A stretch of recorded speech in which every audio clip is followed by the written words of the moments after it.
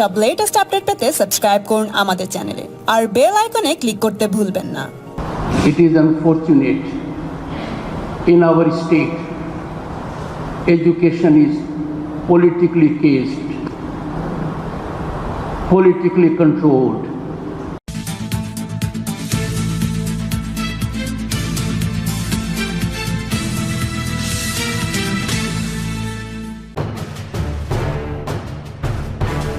শিক্ষা নিয়ে ফের রাজ্যের সঙ্গে সংঘাতে রাজ্যপাল। বৃহস্পতিবার সাংবাদিক সম্মেলন করে রাজ্য প্রশাসনকে একহাত নেন রাজ্যপাল জগদীপ ধনকর। বলেন, রাজ্যে শিক্ষায় উদ্বেগজনক পরিস্থিতি। যারা কলেজে ভর্তি হয়েছেন তাদের আর্থিক শোষণ করা হয়েছে। গত 2 বছর ধরে এই পরিস্থিতি চলছে। রাজ্যপালের দাবি, উপাচার্যদের সঙ্গে বৈঠকের কথা বললেও শোনেনি রাজ্য।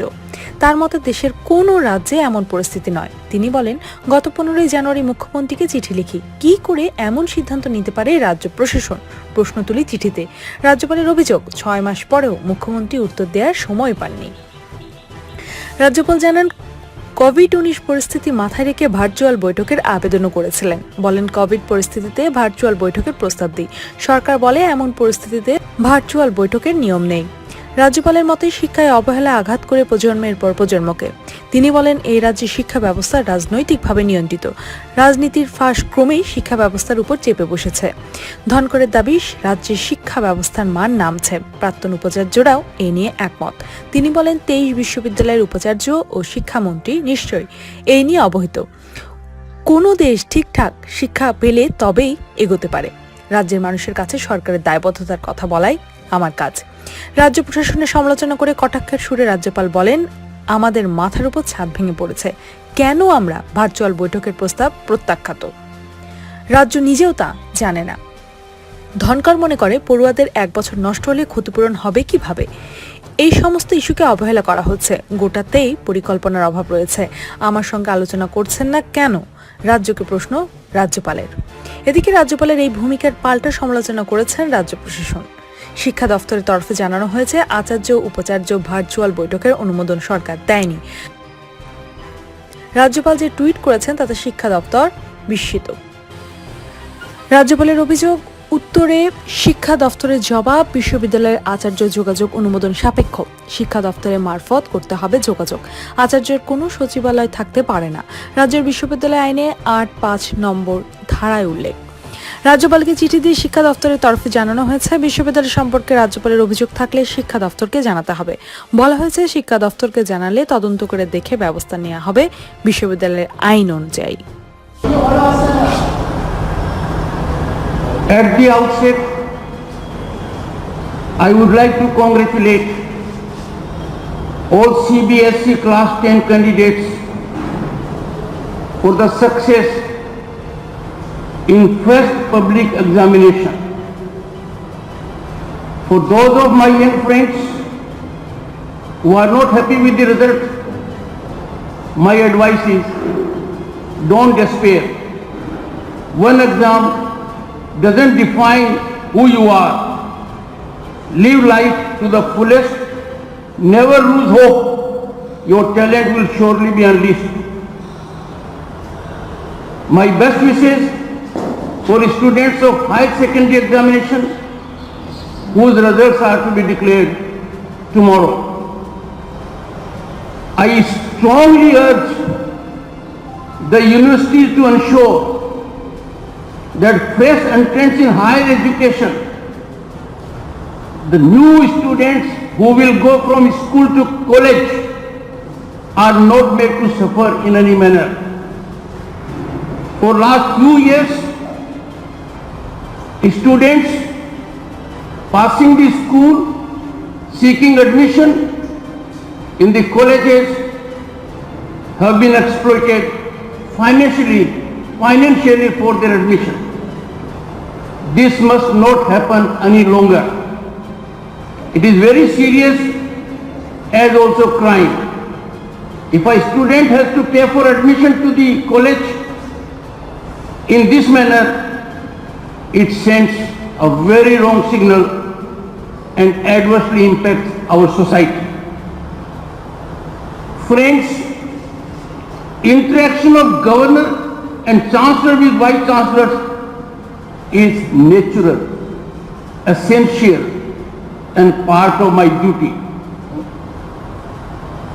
I planned a meeting in 2020 on January 13 with the Vice Chancellors. It was my obligation and it was their duty to attend. Surprisingly, unfortunately, the government writes to me on January 9. The department is of the opinion that there is no requirement of any further meeting at this time. Unheard of. In no part of the country such kind of lawlessness exists. The government taking a view that the Chancellor cannot have interaction with Vice Chancellors because it so feels. I was greatly worried. I wanted to control the decline. I found it preposterous and unacceptable. It was unmindful of the position I hold. I therefore wrote a letter to the Chief Minister on January 15. I indicated to her this judgmental approach was inappropriate. How can government sit over the judgment and in-judgment of the Chancellor, the Governor? I called upon her. We should not suffer this stalemate. This damages our education, the most important segment of total working. The communication was written on 15th of January. The Honorable Chief Minister has yet to find time, even after a lapse of 6 months, to respond to this very important communication. I continued in my journey to reform the education, to take care of the interest of the students, to be in touch with the Vice Chancellors. So during COVID-19, I scheduled virtual conference with Vice Chancellors on July 15. You will be shocked as members of the media. Academicians will be shocked. Former Vice Chancellors will be shocked. Students will be hurt. Their guardians will be stunned. The government says there is no provision for virtual conference under the rules. Can you ever imagine in changing India where virtual conferences are held day in and day out by the Chief Minister? The government has audacity to write to the Governor. There is no rule. Importance of education, friends, in society is acknowledged. It can never be overemphasized. If a country has grown, it has grown on account of its quality of education. Education is all important. Education is soul of the society as it passes from one generation to another. Neglect of education will hurt generation after generation. It is unfortunate in our state, education is politically cased, politically controlled. Politically cased education can never serve wholesome purpose. What I find now is that this grip, political grip on education is tightening. It will hurt the students. It will hurt the education scenario. It will hurt the society at large. I have been here now for a year trying to improve education scenario.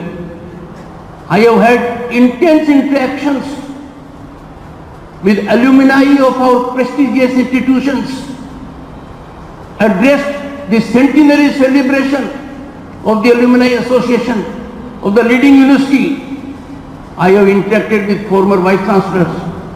I have interacted with students, guardians, and academicians, they all share my anguish that the state of West Bengal, which is gifted with one of the finest institutions, oldest institutions, is rapidly declining in quality of education on account of political control and political affiliation of those in command in universities, unfortunately.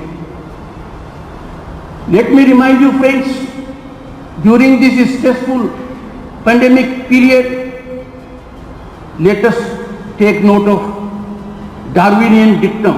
And what does it say? Mind you, it is historically recognized, I quote, "It is not the strongest of the species that survive. It is not the strongest of the species that survive, nor the most intelligent, but the one most responsive to change," unquote. We are failing in this change. I am sure the Vice Chancellors of 23 universities of this state and Education Minister must be aware of this ruthless reality that Darwin so aptly articulated. And if they are not, you may make the plight of our students, our future, pursuing their higher education, they will be put in a messy situation. All the students enrolled in graduation, post-graduation, doctoral, postdoctoral course are our most precious human resource. The country cannot prosper, cannot develop, cannot attain greater heights if they don't do well. And they can do well only when they get best education system. This is what I am tirelessly raising with sincerity.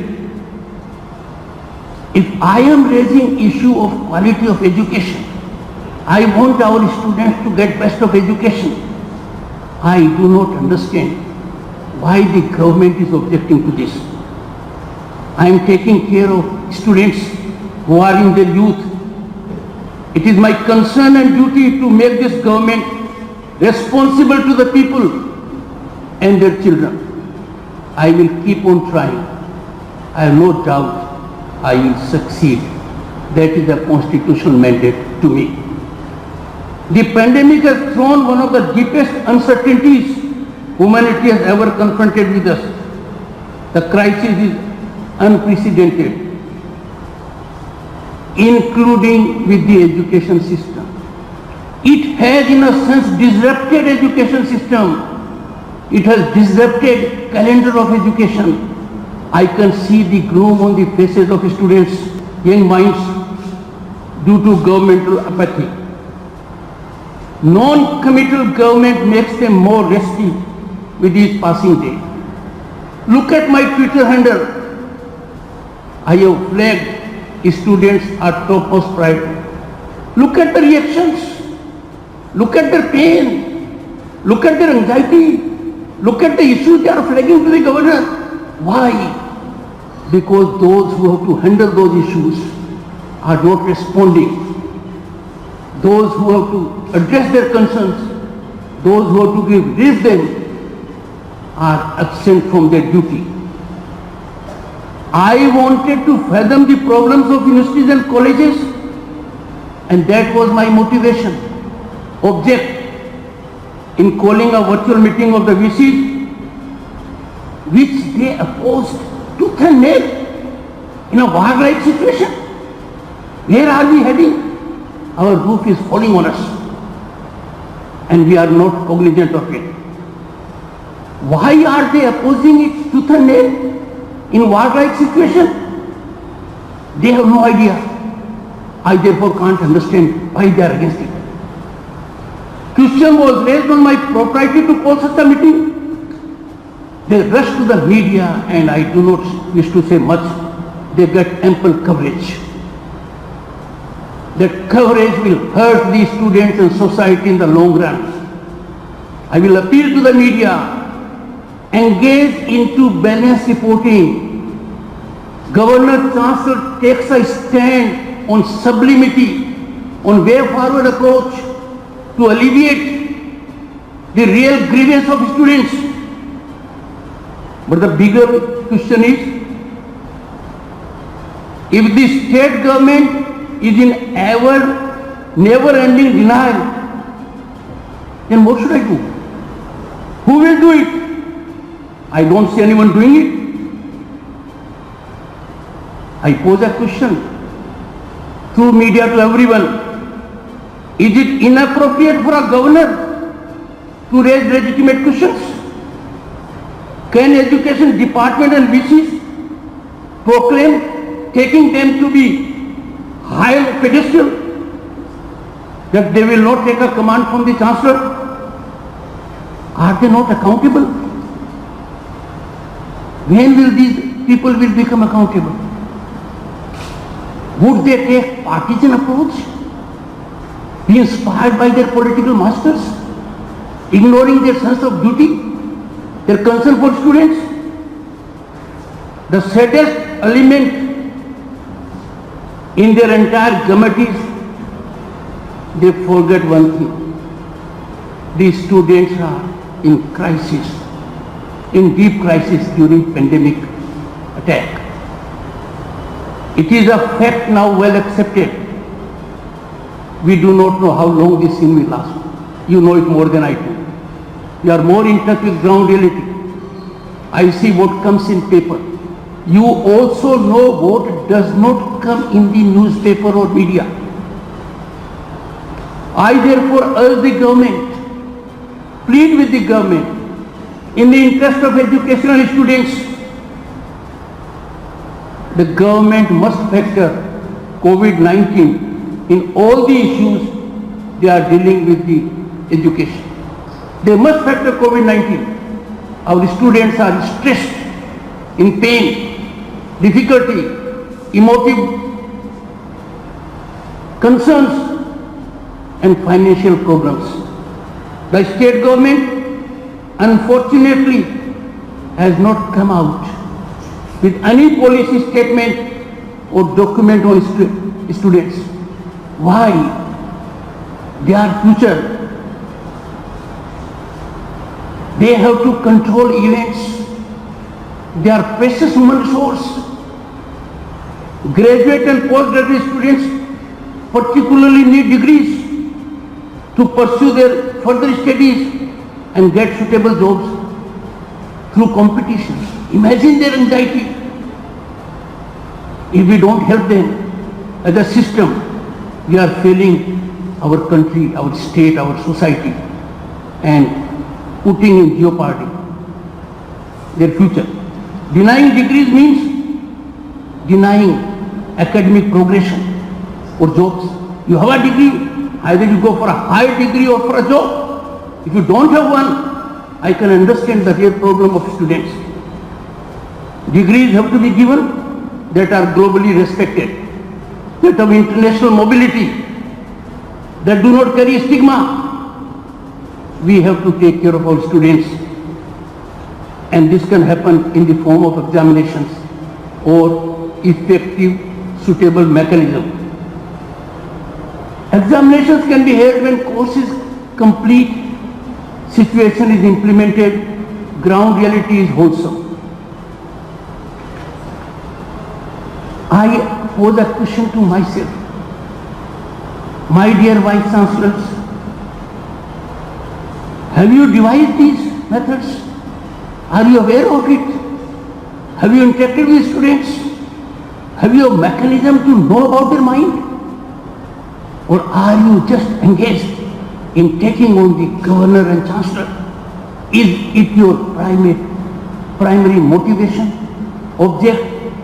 Someone who you think will write your dossier, will write it well if you act on against the chancellor. Said events. There could have been number of dramatic changes to suit COVID-19 situation. Libraries could be done online. Those who do not have proper connectivity, their concerns can be addressed. Have the VCs and their administrative staff checked on what is happening in other parts of the world? They have not stopped They are informing students, faculties, administrative staff about course and examination. They have even granted degrees by holding virtual convocations. How long and how far the students of this state will be denied their right in the situation when state has completely failed in controlling COVID-19 transmission? Those who are in front of me, they are privy to it. They know how serious situation in which we are. If so, can the state inform how long students will have to further wait? What will be the modalities of their compensation if they lose 1 year or more in the academic pursuit? Who will compensate them and how? Those who are waiting for degrees to submit for job, and some of them have been selected. Would there be any system of granting ad hoc degrees in anticipation? All these issues are under neglect. They are under back burner. Nation's eye is being turned on them. Why? Should it be done or not? What is required today is proper planning, execution, thinking. If this state has done it, your governor would do it before anyone else. I am not aware. But if there is one, why are you keeping it secret? Why are you keeping it so secret like the skeletons in your cupboards? Let the people know about it. If the VCs have done, government, if they have done, I am not aware. If VCs have done, I am equally not aware. Students are not aware. Their guardians are not aware. Media is not aware. They must come out appropriately.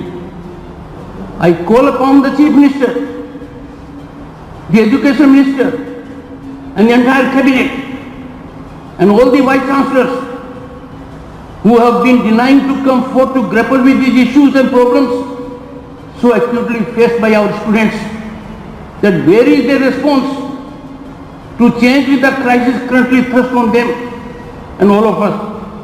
They must come out in black and white, for which they have been elected, selected and funded by the people. What have they thought about the issues? I pose a question. How they have articulated them, how they propose to address, how they will execute. They must give tangible and time frame, else it will be waste of time and failing our students. Friends,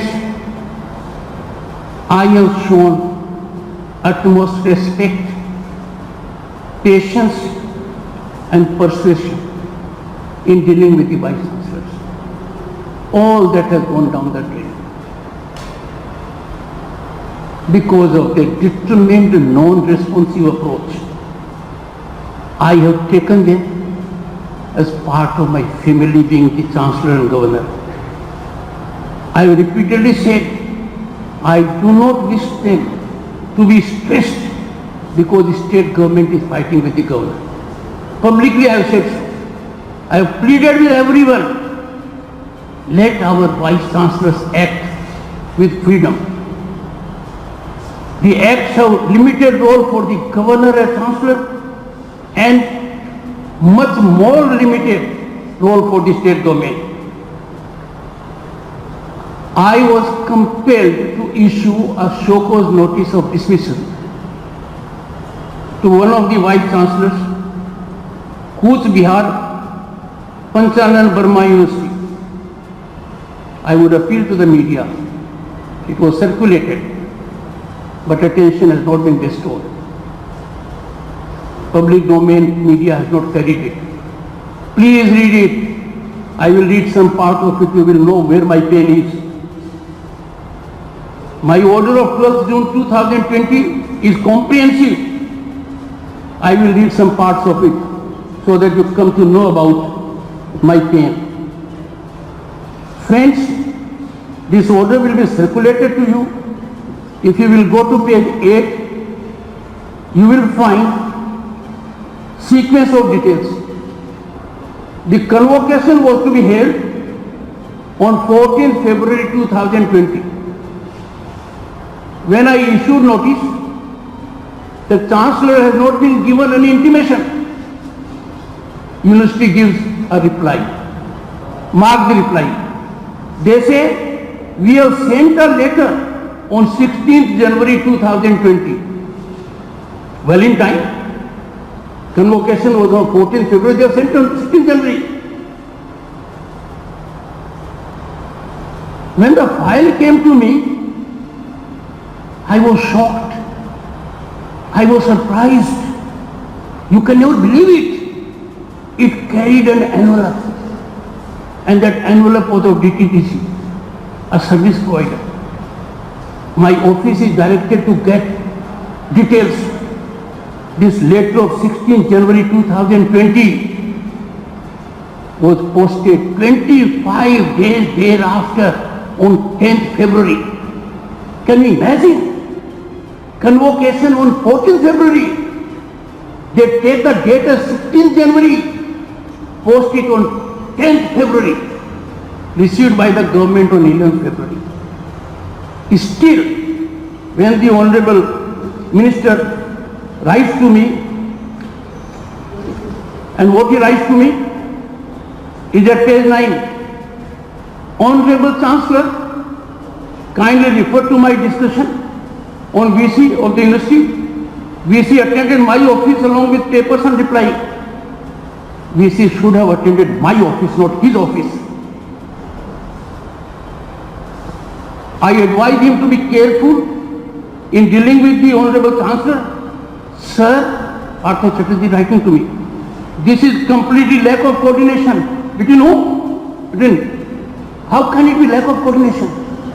16th January communication, you post after 25 days on 10th February and convocation 14th February.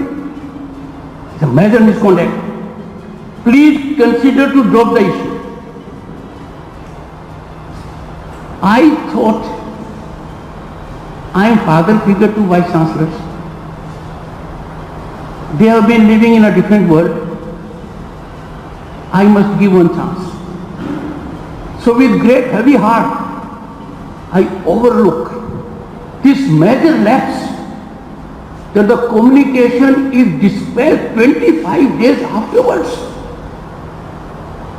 Just 4 days before the convocation.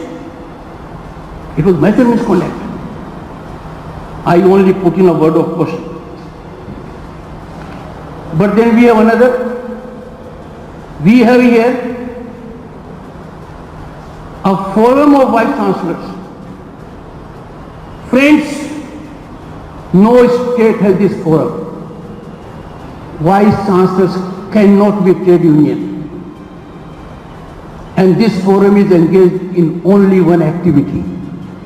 And that activity is, they have held 4 meetings so far. All the 4 meetings are against the Chancellor.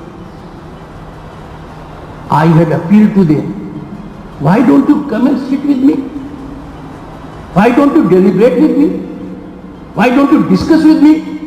I am therefore reading para 23 of my order, circulated to all the vice chancellors, including members of this forum, because all of them are vice chancellors. I deem it appropriate to take note of the statement emanating from the forum of vice chancellors on the issue of my notice to this vice chancellor, who posts after 25 days, just 4 days before the convocation.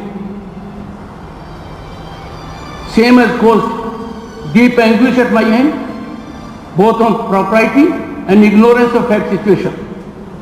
The statement, and look at what their statement, I am quoting the statement of this forum, about this vice chancellor who committed such a major misconduct that for 14th February convocation he posts only on 10th February, indicating to everyone that it was posted on 16th January or 18th January.